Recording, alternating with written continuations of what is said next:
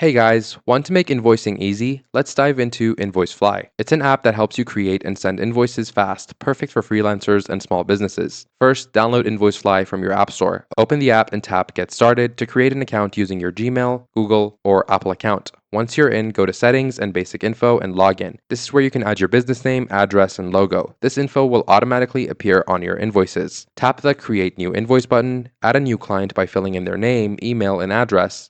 Next, add the items or services you're billing for. Write a description, quantity, and price for each. The app calculates the total automatically. You can also add taxes or discounts. The app supports multiple currencies.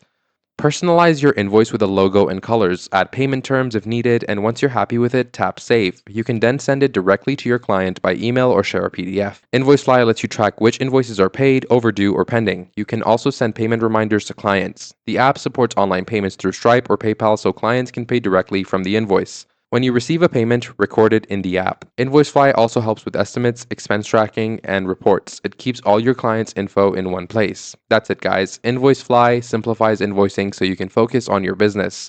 Thanks so much for watching, and I'll see you in the next video.